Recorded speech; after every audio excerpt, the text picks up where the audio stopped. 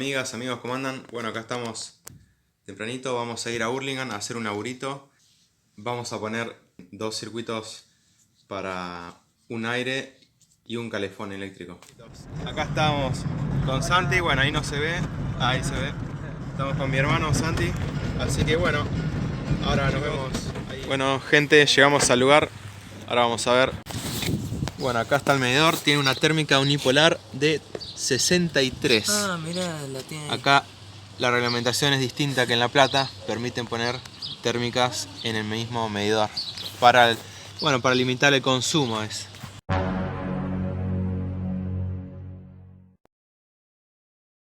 Bueno, acá vemos una térmica de 32. Tienen solamente una térmica, vamos a ver, de poner el disyuntor. Y luego, bueno, para el aire es poner otro circuito. La tensión está bastante bien. Si bien mi multímetro no es exacto, generalmente me da menos el multímetro, así que la tensión está excelente.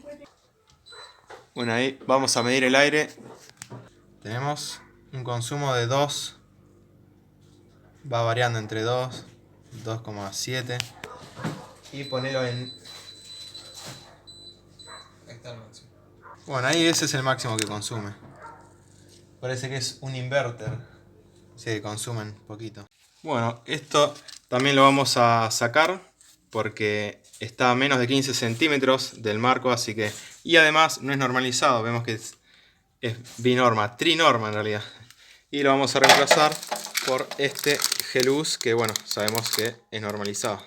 Acá está mi hermano. Yo acá voy Santi tiene otro canal, síganlo. No, mentira.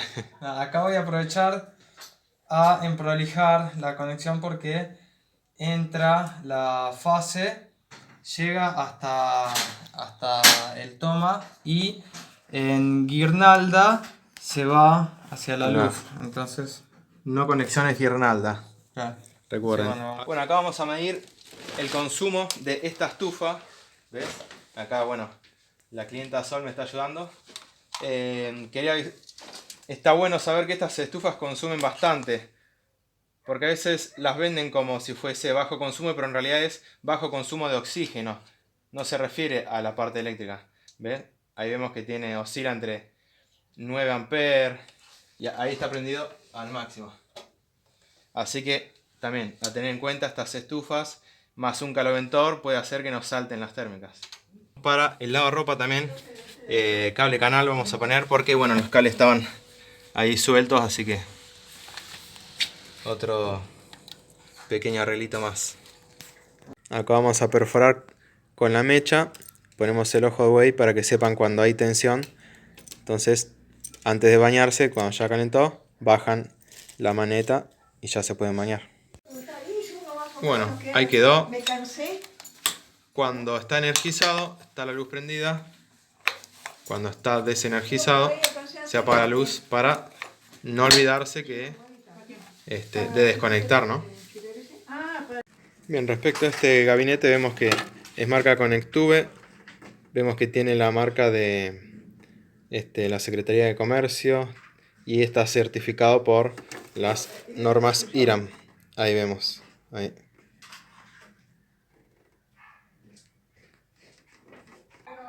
Bueno, gente, entonces acá nos quedó el tablero principal con la térmica de 32. Acá tenemos el disyuntor. Acá tenemos el circuito de luces y tomas. Y acá nos quedó la térmica para el aire. Es un circuito de carga única para el aire. Bueno, amigos y amigas, quería resumir diciendo la importancia que tiene el diferencial y cómo a veces los clientes no saben la diferencia entre un diferencial y una térmica. Y bueno, siempre hay que destacar la importancia de que es obligatorio tener un diferencial para proteger la vida de las personas. Bueno, esta clienta me comentó un accidente que hubo donde un conocido había sufrido una descarga al estar duchándose con el calefón eléctrico y no tenían diferencial. Así que, bueno, hicimos una readecuación del circuito ya que tenían una sola térmica y además hay que también instruir un poco a los clientes con lo que es el consumo. Por ejemplo, esta clienta tenía horno eléctrico, bomba de agua, lavarropas, un caloventor, una estufa eléctrica, un aire acondicionado.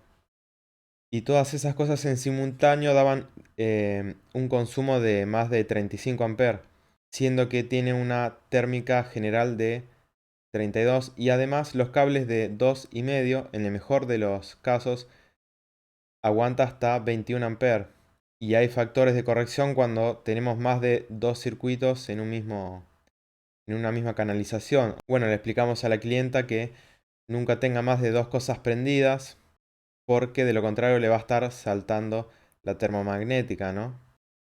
Igual, como están bien dimensionados los cables respecto a las termomagnéticas, no va a pasar nada, pero es bastante molesto estar quedándose sin luz a cada rato. Entonces, bueno, no queda más remedio que agregar un circuito. Le pudimos separar un circuito para el aire y luego restaría agregar circuitos con otros cables de 2,5 por otro sector de la casa. Otro detalle muy importante es que la prestadora de servicio le pusieron en el medidor una térmica de 63 amperes, con lo cual es muy grande porque esos cables de 4 milímetros soportan hasta 28 amperes. Entonces, si llega a pasar 28 amperes por ese cable, no va a aguantar y no va a saltar la térmica hasta que se queme el cable. Entonces hay que reclamar a la prestadora de servicio y tendrían que poner un cable de 16 milímetros o de lo contrario poner una térmica de 25 o también poner cable de 6 milímetros y una térmica de 32 que también estaría en correctas dimensiones. Bueno, el electricista no puede tocar lo que es el medidor. Así que bueno, chicos, si les gustó, comenten, suscríbanse, denle me gusta y recuerden que no hay que meter mano en las instalaciones eléctricas sin ningún tipo de preparación.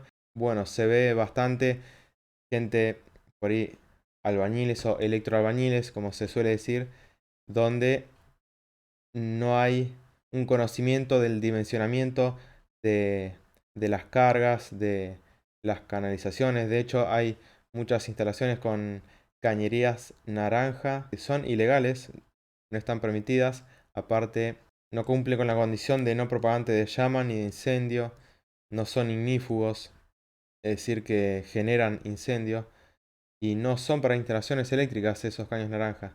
Además, siempre en un proyecto eléctrico suele calcularse a medias el consumo que va a haber en la casa y luego resulta que la gente que va a vivir empieza a comprar un montón de artefactos eléctricos y además pueden llegar hasta subalquilar una habitación, por ejemplo, donde va a haber más gente viviendo, por lo tanto más consumo también, porque todos van a empezar a enchufar muchos electrodomésticos. Entonces hay que hacer ahí una buena readecuación de la instalación para que la instalación no sufra sobrecargas.